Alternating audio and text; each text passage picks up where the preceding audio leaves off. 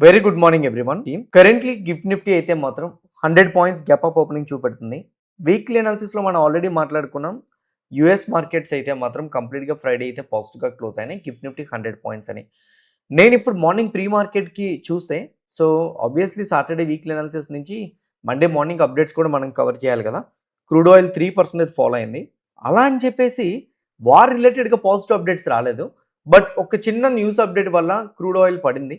అది మన మార్కెట్ని ఎట్లా ఇన్ఫ్లుయెన్స్ చేయొచ్చు అన్న దాని గురించి మనం మాట్లాడాలి ఈరోజు. వాటితో పాటు ఆర్బీఐ ఒక ఇంపార్టెంట్ డేటా రిలీజ్ చేసింది వాటి గురించి, సేమ్ టైం కొన్ని ఇంపార్టెంట్ స్టాక్స్ ఉన్నాయి వాటి గురించి. వీటన్నిటిని కూడా నేను మీకు ఎక్స్ప్లెయిన్ చేస్తాను ఈరోజు. బట్ మీ అందరు నేను అడిగేది ఒకటే, వీడియోని ఎండింగ్ వరకు చూడండి. వీడియో చూస్తునేటప్పుడు ఏ పాయింట్ ఆఫ్ వ్యూ అయినా కానీ నేను మా టీం మీకు ఎఫర్ట్స్ పెట్టామని అనిపిస్తే డెఫినెట్గా వీడియోని లైక్ చేయండి. ఛానల్ ఇంకా సబ్స్క్రైబ్ చేసుకోకుండా వీడియో చూస్తూ ఉంటే ఛానల్ కూడా సబ్స్క్రైబ్ చేసుకోండి. First one, last night US మార్కెట్స్లో ఏం జరిగింది అన్న దగ్గర నుంచి మనం మొదలు పెడదాం. డౌ జోన్స్ అయితే మాత్రం అప్రాక్సిమేట్లీ 517 పాయింట్స్ పాజిటివ్గా క్లోజ్ అయింది, క్లోజ్ టు 1%. నాస్డాక్ వచ్చేసరికి 0.43% పాజిటివ్గా క్లోజ్ అవ్వడం చూసాం. ఇన్ టర్మ్స్ ఆఫ్ పాయింట్స్లో చూస్తే 113 పాయింట్స్. యూరోపియన్ మార్కెట్స్ చూస్తే majority of the European markets అన్ని కూడా పాజిటివ్గానే క్లోజ్ అయినాయి. ఏషియన్ మార్కెట్స్ కరెంట్లీ చూస్తే జపాన్ మార్కెట్ 0.37% నెగిటివ్. ఏషియన్ మార్కెట్స్లో చైనా మార్కెట్స్ అయితే మాత్రం క్లోజ్ టు 1% నెగిటివ్లో ట్రేడ్ అవుతున్నాయి. యాక్చువల్గా లాస్ట్ 3 డేస్ నుంచి అలీబాబా లాంటి ఈ వెయిటేజ్ కంపెనీస్ ఏవైతే ఉన్నాయో అవన్నీ కూడా కరెక్షన్ అవుతున్నాయి. మేబీ అదే ఏషియన్ మార్కెట్స్ని కొంచెం నెగిటివ్గా డ్రాగ్ చేస్తున్నాయని నేనైతే అనుకుంటున్నాను. మరి వాళ్ళకి రిలేటెడ్ ఇంకేమైనా ఎకనామిక్ డేటా పాయింట్స్ ఉన్నాయా అని చెక్ చేస్తే నాకైతే ఎక్కడ ఎకనామిక్ డేటా పాయింట్స్ అనేది కనిపించలేదు. ఇక్కడ చూడండి, మండే ఎటువంటి డేటా పాయింట్స్ నాకు కనిపించలే. అయితే ఫ్రైడే యూఎస్ మార్కెట్స్లో S and P global composite PMI flash data, S and P global manufacturing PMI flash data, ఈ డేటా పాయింట్స్ కూడా సమ్వాట్ న్యూట్రల్ విత్ పాజిటివ్గా అయితే మాత్రం వచ్చినాయి. వీటితో పాటు యూఎస్ 10 ఇయర్స్ బాండ్ yield కొన్ని డిప్ అవుతూ ఉండడం, వీకెండ్ రావడం, ట్రెజరీ డిపార్ట్మెంట్ వాళ్ళు $4 బిలియన్ వరకు బైబ్యాక్ చేస్తానని చెప్పడం, వీటన్నిటి వల్ల యూఎస్ మార్కెట్స్ కొంచెం పాజిటివ్గా మూవ్ అవ్వడానికి అయితే మాత్రం హెల్ప్ అయింది. నా ఇప్పుడు మనకి మేజర్గా కావాల్సింది ఏంటి, ఇండెక్స్ ఎలాగైతే క్లోజ్ అయిందో దాన్ని డిస్టర్బ్ చేయకుండా ఇండెక్స్ ఫ్యూచర్స్ ట్రేడ్ అవుతున్నాయి లేదనేది మనకు కావాలి. ఫ్యూచర్స్ రిలేటెడ్గా చెక్ చేసుకుంటే కరెంట్లీ డౌ ఫ్యూచర్స్ 28 పాయింట్స్ పాజిటివ్గా ట్రేడ్ అవుతుంటే నాస్డాక్ ఫ్యూచర్స్ -69 పాయింట్స్ నెగిటివ్లో ట్రేడ్ అవుతుంది. అక్కడ ఇండెక్స్ ఏదైతే క్లోజ్ అయిందో అందులో మోర్ దాన్ 50% కానీ ఫ్యూచర్స్ నెగిటివ్గా రియాక్ట్ అయితే అప్పుడు నెక్స్ట్ ఓపెన్ అయ్యే మార్కెట్స్ ఫ్యూచర్స్కి రియాక్ట్ అవుతుంది. బట్ కరెంట్లీ ఫ్యూచర్స్ ఎలా ఉన్నాయి, న్యూట్రల్గా ఉంది. సో ఇండెక్స్తో కంపేర్ చేసుకుంటే ఫ్యూచర్స్ న్యూట్రల్గా ఉంది కాబట్టి నెక్స్ట్ ఓపెన్ అయ్యే మార్కెట్స్ ఇండెక్స్కే రియాక్ట్ అవుతుంది. ఆ ఇండెక్స్కి రియాక్ట్ అయ్యింది అని మనం ఎలా కన్ఫర్మేషన్ తీసుకోవచ్చు అని అంటే గిఫ్ట్ నిఫ్టీని చూడండి. కరెంట్లీ గిఫ్ట్ నిఫ్టీ 24,355 దగ్గర గిఫ్ట్ నిఫ్టీ ఓపెన్ అవుతున్నట్టు కనపడుతుంది. సో ఒకానొక స్టేజ్‌లో గిఫ్ట్ నిఫ్టీ 24,373 దగ్గరికి కూడా వెళ్ళింది. ఫ్యూచర్స్‌తో కంపేర్ చేసుకుంటే 80-90 పాయింట్స్ గ్యాప్ అప్ ఓపెనింగ్ చూపెడుతుంది. స్పాట్‌తో కంపేర్ చేసుకుంటే 130-140 పాయింట్స్ గ్యాప్ అప్ ఓపెనింగ్ చూపెడుతుంది. సమ్‌వాట్ మనకైతే మాత్రం 80 points above gap up opening చూపెడుతుంది కాబట్టి ఇది మాత్రం పాజిటివ్ కిక్ స్టార్ట్ ఇస్తుంది ఈరోజు అని మనం చెప్పొచ్చు. సో ఎప్పుడైనా గ్యాప్ అప్‌ని మనం అంటే కన్ఫర్మేషన్ కోసం తీసుకోవాలనుకుంటే ఏడియాస్‌ని చూస్తే సరిపోతది. యాజ్ పర్ ఏడియాస్ మీరు చూస్తే హెచ్డిఎఫ్సి బ్యాంక్ క్లోజ్ టు 1% పాజిటివ్గా క్లోజ్ అయినట్టు కనపడుతుంది ఏడియాస్. ఇన్ఫోసిస్ 0.93, ఐసిఐసిఐ బ్యాంక్ 0.81, విప్రో 1% నెగిటివ్గా అయితే మాత్రం క్లోజ్ అయింది. ఓవరాల్గా చూసుకుంటే ఇన్ఫోసిస్ కానీ విప్రో కానీ రెండు కూడా కొంచెం పాజిటివ్గానే క్లోజ్ అయినాయి. ఇన్ఫోసిస్తో పాటు HDFC bank, ICICI bank areas కూడా కొంచెం పాజిటివ్గానే ఉండేటట్టు మనకి కనపడుతుంది. నౌ ఇండియన్ రూపీ పరంగా చూసుకుంటే 95.70, కమోడిటీస్లో క్రూడ్ చూస్తే యాజ్ ఆఫ్ నౌ 90.93. ఆల్మోస్ట్ ఒక్కనొక స్టేజ్లో ఫ్రైడే క్లోజ్ అవుతున్నప్పుడు క్రూడ్ ఆయిల్ 95 దగ్గర ఉండేది, 94.7 something like that. But currently 90.90కి వచ్చిందంటే 3% ఫాలో అయిందని అర్థం. క్రూడ్ ఆయిల్ కూడా డిప్ అవ్వడం మన గిఫ్ట్ నిఫ్టీ కూడా కొంతవరకు బూస్టప్ అయిందనేది నా ఒపీనియన్. క్రూడ్ ఆయిల్ ఎందుకు పడింది, యాక్చువల్గా చూసుకుంటే నెగిటివ్ అప్డేట్సే ఉన్నాయి. ఏంటి ఆ నెగిటివ్ అప్డేట్స్ ఒకసారి మీరు క్లియర్గా చూడండి. ఈరోజు ఎకనామిక్ డీడే అని చెప్పేసి యూఎస్ వాళ్ళు అనౌన్స్ చేశారు. ఎకనామిక్ డీడే అంటే ఏంటి, ఒక పక్క ట్రంప్, ఇంకో పక్క యూఎస్ ట్రెజరీ సైడ్ నుంచి స్కాట్ బీసెంట్ గారు వీళ్ళందరూ కూడా మాట్లాడుతున్న దాని ప్రకారంగా ఇరాన్ పైన ఈరోజు అయితే మాత్రం మేము కంప్లీట్గా సెకండ్ రౌండ్ ఆఫ్ శాంక్షన్స్ని విధిస్తున్నామని చెప్పారు. ఫస్ట్ రౌండ్ ఆఫ్ శాంక్షన్స్ ఒక 30 ఇయర్స్ బిఫోర్ విధించారు. అప్పటి నుంచి ఇప్పటి వరకు ఇరాన్ పైన శాంక్షన్స్ ఉంటూనే ఉన్నాయి. ఇప్పుడు సెకండ్ రౌండ్ ఆఫ్ శాంక్షన్స్ని విధిస్తున్నారు. ఇది చాలా చాలా చాలా చాలా హ్యూజ్ వేలో ఉండబోతుందని యూఎస్ వాళ్ళు అయితే మాత్రం అనౌన్స్ చేస్తున్నారు. అంతేకాదు ఈ శాంక్షన్స్ వల్ల మోస్ట్లీ ఇరాన్ యొక్క ఇన్ఫ్లేషన్ 600 to 700% వెళ్తుందని యుఎస్ వాళ్ళే చెప్తున్నారు. దీనికి అగెయిన్స్ట్‌గా ఇరాన్ వాళ్ళు కొన్ని స్టేట్మెంట్స్ ఇవ్వడం అయితే మాత్రం జరిగింది. ఇరాన్ వాళ్ళు ఇచ్చిన స్టేట్మెంట్స్ అయితే మాత్రం శాంక్షన్స్ విధించినంత మాత్రాన ఇరాన్‌ని ఎకనామిక్ పరంగా ప్రెషర్ పెట్టచ్చేమో గానీ, మేము చేయాలనుకున్నదంతా కూడా మేము చేసి తీరుతాం అండ్ తొందరలోనే దాని యొక్క అవుట్‌పుట్ మీరు చూడగలుగుతారు. ఇదే శాంక్షన్స్ అని గాని మీరు ఎక్కువగానే చేస్తే మాత్రం మీ సైడ్ నుంచి ఉన్న అంటే వాళ్ళు చెప్తున్నదేంటంటే మీ సైడ్ నుంచి ఉన్న ఇన్‌ఫ్రాస్ ఏవైతే ఉన్నాయో వాటి మీద మేము అటాక్స్ చేయడానికి అవకాశాలు ఉంటాయని చెప్తున్నారు. యాక్చువల్‌గా ఇది సీరియస్ కన్సర్న్. కానీ క్రూడ్ ఆయిల్ ఎందుకు 3% డ్రాప్ అయిందనంటే, ఇరాన్‌కి ఈరోజు పాకిస్తాన్ ఆర్మీ చీఫ్ అయితే మాత్రం విజిట్ చేస్తున్నారు. ఇతను విజిట్ చేయడం వల్ల కొంచెం పాజిటివ్ ఎక్స్‌పెక్టేషన్స్ రైజ్ అవుతున్నాయి.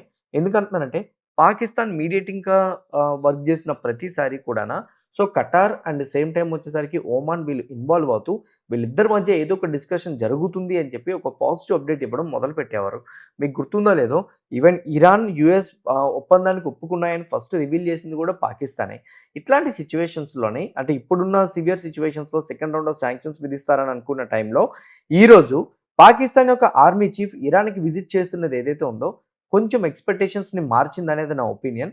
అందువల్లనే మనకి present right now crude oil అయితే మాత్రం కొంచెం డిప్ అవుతుందనేది నా పాయింట్ ఆఫ్ వ్యూ. వీటితో పాటు మన గిఫ్ట్ నిఫ్టీ పాజిటివ్‌గా వెళ్ళడానికి ఇంకో పాజిటివ్ అప్డేట్ కూడా ఉంది.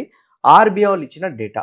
ఆర్‌బీఐ వాళ్ళు ఇచ్చిన డేటా ప్రకారంగా చూసుకుంటే ఎఫ్‌సిఎన్ఆర్ డిపాజిట్ 65,397 మిలియన్ యూఎస్‌డీకి అయితే మాత్రం అప్రాక్సిమేట్‌లీ ఇంక్రీజ్ అయిందని చెప్పేసి వీళ్ళు చెప్తున్నారు.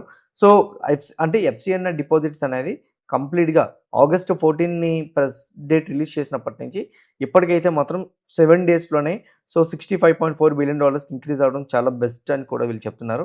అండ్ ఇంకోటి సో, ఓవర్‌సీస్ బారోయింగ్స్ కూడాన $4,860 మిలియన్ అయితే మాత్రం మనకొచ్చింది. ఈసీబీ ఇన్‌ఫ్లోస్ కూడాన చూస్తే 2,591 మిలియన్ యూఎస్‌డీ కూడా వచ్చింది. యాక్చువల్‌గా ఇది బ్యాంక్స్‌కి పాజిటివ్‌గా చెప్పొచ్చు.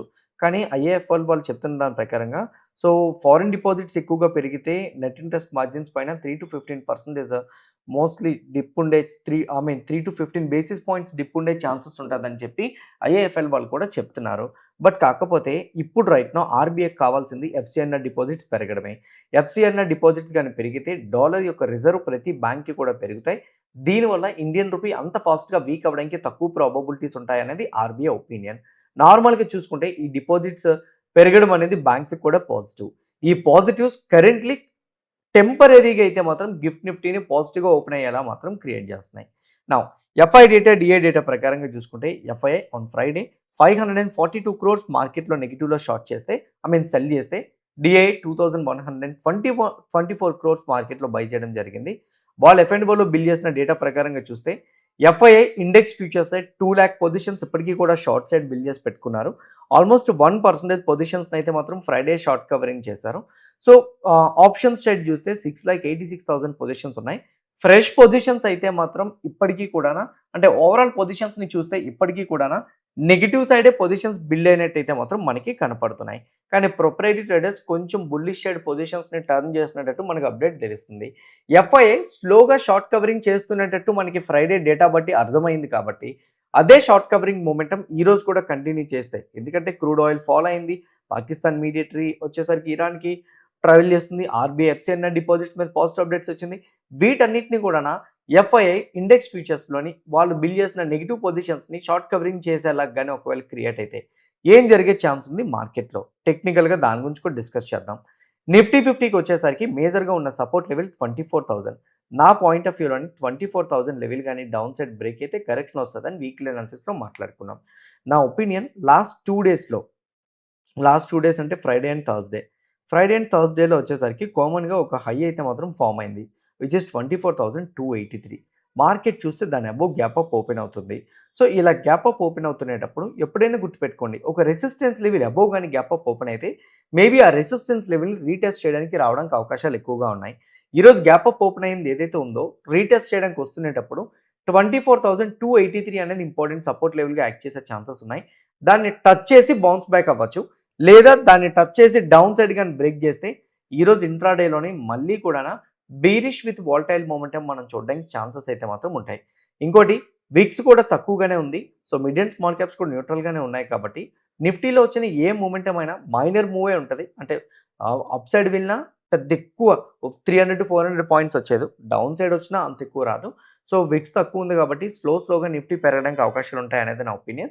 ఎనీథింగ్ ఈరోజు పాజిటివ్ వ్యూ గాని మీరు మెయింటైన్ చేయాలనుకుంటే 24,283 అబోవ్ ఉంటేనే పాజిటివ్ మొమెంటం ఎక్స్‌పెక్ట్ చేయండి. దాని అబోవ్ గాని లేకపోతే ఈరోజు మార్కెట్స్ వాలటైల్ విత్ బీరిష్ షేడ్ ఉండడానికి ప్రాబబిలిటీస్ అయితే మాత్రం ఉన్నాయి. When it comes to the Sensex 77,800 చూస్తే important resistance level, 76,800 important support level. Currently అయితే మాత్రం ఈ 2 లెవెల్స్ మధ్యలోనే ఉంది. చూస్తే సెన్సెక్స్ వచ్చేసరికి 77,800ని రీటెస్ట్ చేయడానికే చూపిస్తుంది. బట్ నా opinion 77,500 psychological number. Until and unless 77,500 level down side break down అవ్వనంత వరకు మేబీ పాజిటివ్ సైడ్ సెన్సెక్స్ 77,800 వరకు చూడడానికి ప్రాబబిలిటీస్ ఉంటాయనేది నా opinion. When it comes to bank Nifty 57,000 crucial support level. So అది ఇప్పటికీ కూడా బ్రేక్ చేయలే. కానీ ఇక్కడ నుంచి లాస్ట్ 3 డేస్ నుంచి అయితే మాత్రం కొంచెం బౌన్స్ అయినట్టు మనకు కనిపించింది. 58,000 సైకలాజికల్ నెంబర్. ఫర్దర్‌గా పాజిటివ్‌గా వెళ్ళాలంటే బ్యాంక్ నిఫ్టీకి కూడా 58,000 లెవెల్ అబ్జర్వ్ చేయండి.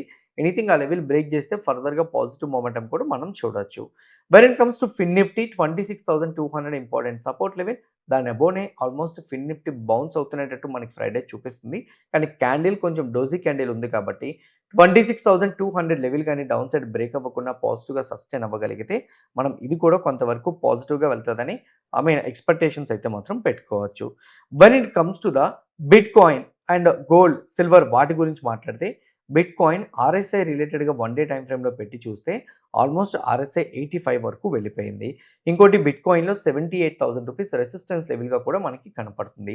ఎనీథింగ్ ఈ 78,000 లెవెల్ ఫర్దర్‌గా మళ్ళీ బ్రేక్ అవ్వాలన్నా ఓవర్‌బాట్ సిట్యుయేషన్‌లోకి వెళ్ళింది కాబట్టి కొంచెం డిప్ అయినా కన్సాలిడేషన్ అయితే బెటర్ అనేది నా ఒపీనియన్. రెసిస్టెన్స్ లెవెల్ బ్రేక్ అవ్వాలన్నా ఫర్దర్‌గా పాజిటివ్ వెళ్ళాలన్నా కూడానా ఇక్కడ కన్సాలిడేట్ అవ్వాలి ఆర్ కొంచెం డిప్ అవ్వాలి. ఈ డిప్ అయ్యే సిట్యుయేషన్ గాని, కన్సాలిడేషన్ అయ్యే సిట్యుయేషన్ బిట్‌కాయిన్‌కి మళ్ళీ ఫర్దర్‌గా పాజిటివ్ మొమెంటం ఇవ్వడానికి హెల్ప్ చేస్తది అనేది నా opinion. When it comes to the gold, crude oil ఏదైతే ప్రెజెంట్ రైట్ నౌ 3% వరకు డిప్ వచ్చిందో ఇది గోల్డ్ అయితే మాత్రం సమ్‌వాట్ పాజిటివ్‌గా అయితే మాత్రం బూస్టప్ చేస్తుంది.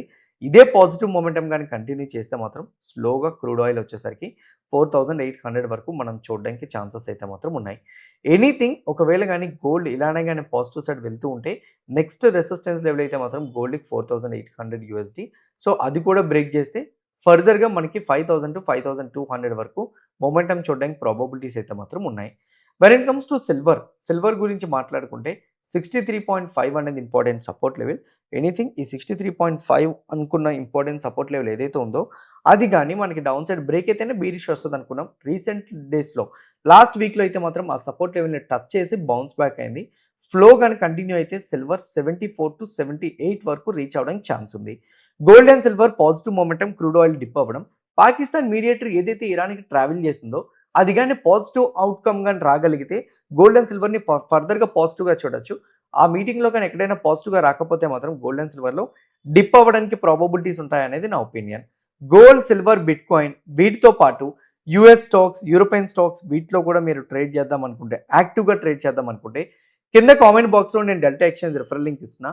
ఆ లింక్ క్లిక్ చేసి కానీ మీరు అకౌంట్ ఓపెన్ చేసుకోగలిగితే మన సైడ్ నుంచి అయితే మాత్రం మీకు డెల్టా అకౌంట్ 5 మినిట్స్‌లో యాక్టివేట్ అవుతది. మన సైడ్ నుంచి డెల్టా రిలేటెడ్‌గా డౌట్స్ ఉన్నా క్లియర్ చేస్తాం. ఇంకోటి డెల్టా ఎలా యూజ్ చేయాలో తెలియకపోతే కింద కామెంట్ బాక్స్‌లో నేను రిఫరల్ లింక్‌తో పాటు యూట్యూబ్ లింక్ కూడా ఇచ్చిన. ఆ లింక్ క్లిక్ చేసి ఇది ఎలా యూజ్ చేయాలో మీరు చెక్ చేసుకోవచ్చు. ఇంకోటి వీటిలో ఉన్న మేజర్‌గా ఉన్న benefit bitcoin, bitcoin, gold, silver వాటితో పాటు ఇక్కడ చూడండి చాలా US stocks, European stocks, Asian stocks ఉన్నాయి. వీటన్నిటిలో కూడా మీరు ట్రేడ్ చేయొచ్చు. యాడ్ చేసిన కరెన్సీ కూడానా 0 చార్జెస్తోనే మీకు డాలర్ కింద కన్వర్ట్ అయిపోతది. అండ్ వీటితో పాటు ఇంకో బెనిఫిట్ ఏంటంటే 24/7 ట్రేడ్ చేయొచ్చు. ఎక్స్‌పైరీ అయితే ఉండదు. లెవరేజ్ ఉంటది. బట్ చార్జెస్ ఉంటాయి. ఓకే. నౌ ఇంపార్టెంట్ స్టాక్స్ రిలేటెడ్‌గా చూస్తే మరి బ్యాంక్ నిఫ్టీని మేజర్‌గా ఇంపాక్ట్ చేసేవి లేవు. బట్ కొన్నైతే మాత్రం ఉన్నాయి. వాటి గురించి మనం మాట్లాడదాం. యాక్సిస్ బ్యాంక్ వాళ్ళు అయితే మాత్రం కరెంట్‌లీ $5 బిలియన్ వరకు అయితే మాత్రం 5.179 కూపన్ రేట్‌తో అయితే మాత్రం వీళ్ళు ఫండ్ రైజ్ చేయబోతున్నట్టు అప్డేట్ ఇచ్చారు. ఇది యాక్సిస్ బ్యాంక్‌కి సమ్‌వాట్ మనం పాజిటివ్‌గా అయితే మాత్రం తీసుకోవచ్చు. యూనియన్ బ్యాంక్ వాళ్ళు అయితే మాత్రం కరెంట్‌లీ సో యూఎస్ డాలర్ నోట్‌నైతే మాత్రం కరెంట్‌లీ ఎక్స్‌పోజ్ చేస్తున్నట్టు అప్డేట్ ఇచ్చారు. ఇది కూడా వాళ్ళకి సంవాట్ పాజిటివ్గా అయితే మాత్రం తీసుకోవచ్చు. ఐడిఎఫ్సి ఫస్ట్ బ్యాంక్ మీద ఎస్ఎండ్పి రేటింగ్ వల్ల అయితే మాత్రం BBB- రేటింగ్ ఇవ్వడం జరిగింది. సంవాట్ అది కొంచెం పాజిటివ్గానే మనం తీసుకోవచ్చు. సో ఎందుకంటే వీళ్ళు కూడా $600 మిలియన్ వరకు ఫండ్ రేస్ చేయబోతున్నారు. అది కూడా మనం పాజిటివ్గా అయితే మాత్రం తీసుకోవచ్చు. రిలయన్స్ ఇండస్ట్రీ వాళ్ళు అయితే మాత్రం present right now ammonia explosives fertiliser businesses మీదకైతే మాత్రం ఇన్వాల్వ్ అవ్వడానికి, దాని రిలేటెడ్ ట్రాన్సాక్షన్స్ చేయడానికి ఎంఓయూ సైన్ చేసుకున్నారు. దానికి కూడా అప్రూవల్స్ వచ్చాయని కూడా చెప్తున్నారు షేర్ హోల్డర్స్ దగ్గర నుంచి. ఇది రిలయన్స్కి అయితే మాత్రం సంవాట్ మనం పాజిటివ్గా ఎక్స్పెక్ట్ చేయొచ్చు. ఇది కూడా రిలయన్స్కి అయితే మాత్రం అంటే నిఫ్టీ 50లో రిలయన్స్కి అయితే మాత్రం ఈరోజు పాజిటివ్గా ట్రిగ్గర్ చేయడానికి ఛాన్సెస్ ఉంటాయి అనేది నా ఒపీనియన్. ఇవి మేజర్గా ఉన్న అప్డేట్స్ అయితే మాత్రం ఇంకేమైనా ఉంటే డెఫినెట్గా ఈవినింగ్ పోస్ట్ మార్కెట్ అనాలిసిస్లో మీకు అప్డేట్ ఇస్తాను. క్లియర్ కట్గా నేను ఎక్స్ప్లెయిన్ చేసిన డేటా పాయింట్స్, ఇచ్చిన అనాలిసిస్, కనెక్ట్ చేసిన డాట్స్ మీకు హెల్ప్ అని అనుకుంటున్నా. ఎవ్రీథింగ్ హెల్ప్ అయితే వీడియోని లైక్ చేయండి. ఛానల్ ఇంకా సబ్స్క్రైబ్ చేసుకోకుండా వీడియో చూస్తూ ఉంటే ఛానల్ కూడా సబ్స్క్రైబ్ చేసుకోండి. ఇదే వీడియో మీ ఫ్రెండ్స్ ఆర్ మీ రిలేటివ్స్ షేర్ చేస్తే హెల్ప్ అవుతుంది అనుకుంటే వాళ్ళు కూడా షేర్ చేయండి. See you all today evening at 5 PM in post market analysis. All the best everyone. Bye bye.